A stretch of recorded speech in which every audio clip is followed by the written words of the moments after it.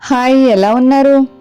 ఈరోజు నేను జున్ను పర్ఫెక్ట్గా గట్టిగా రావాలంటే ఎలా ప్రిపేర్ చేసుకోవాలో, ఏ పాలతో ఎన్ని కొలతలతో వేసుకోవాలో మీకు చూపిస్తానండి.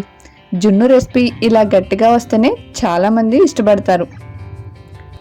ఈ సీజన్లోనే మనకి జున్ను పాలు బాగా దొరుకుతాయి.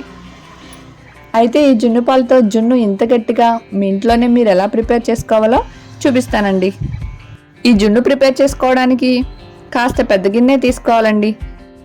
మనం తీసుకున్న పాలు కన్నా ఇంకాస్త స్పేస్ ఉండేలాగా గిన్నెను చూసుకుని తీసుకోండి.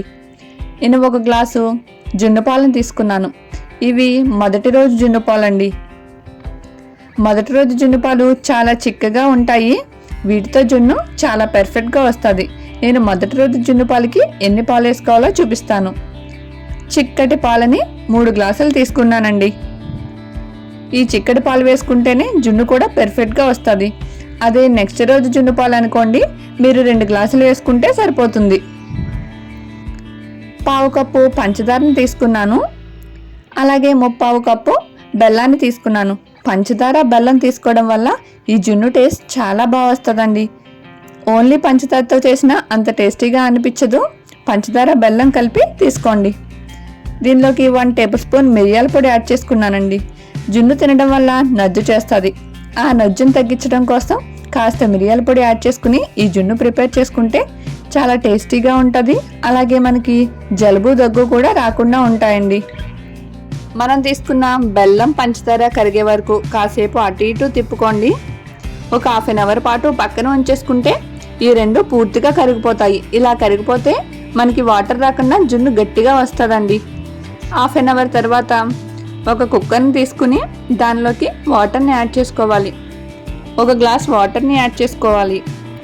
కుక్కర్లోనే అవసరం లేదండి, మీరు నార్మల్గా గిన్నెలైనా ఉడకపెట్టుకోవచ్చు. మనం పాలు కలిపించుకున్నాం కదా, ఆ గిన్నెని ఈ కుక్కర్లో పెట్టేసుకోండి.